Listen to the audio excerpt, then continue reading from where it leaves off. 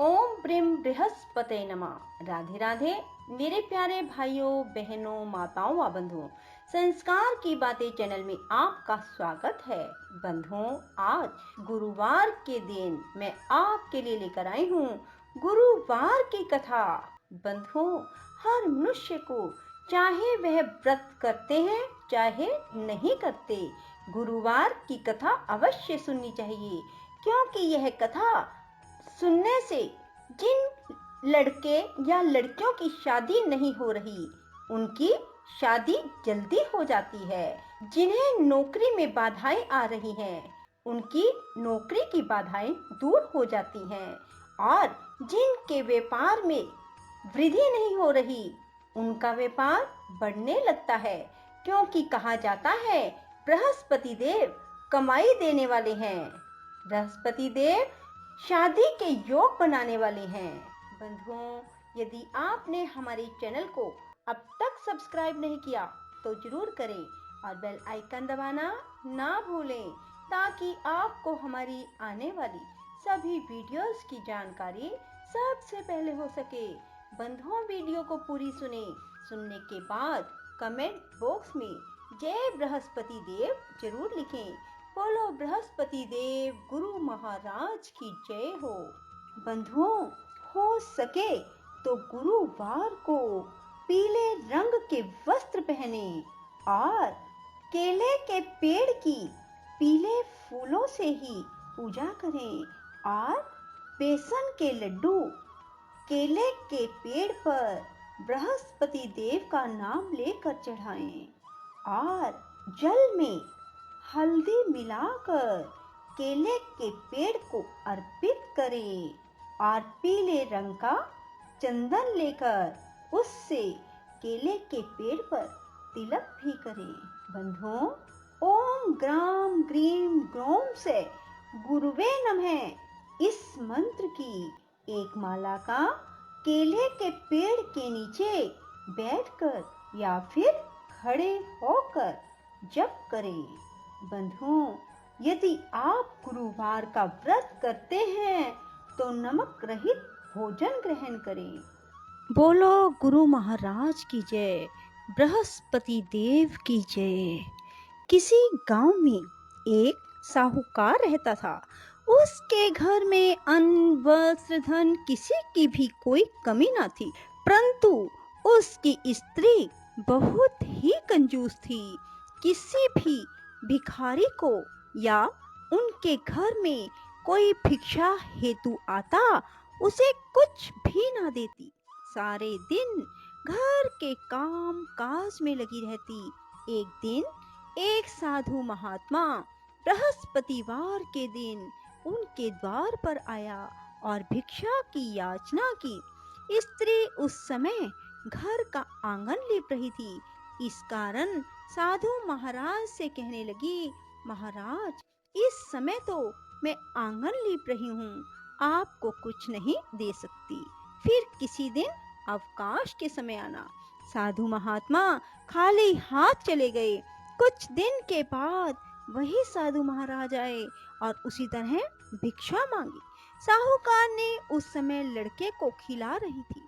कहने लगी, महाराज, मैं क्या करूं, मेरे पास समय नहीं है, इसलिए आपको भिक्षा नहीं दे सकती। तीसरी बार फिर महात्मा आए।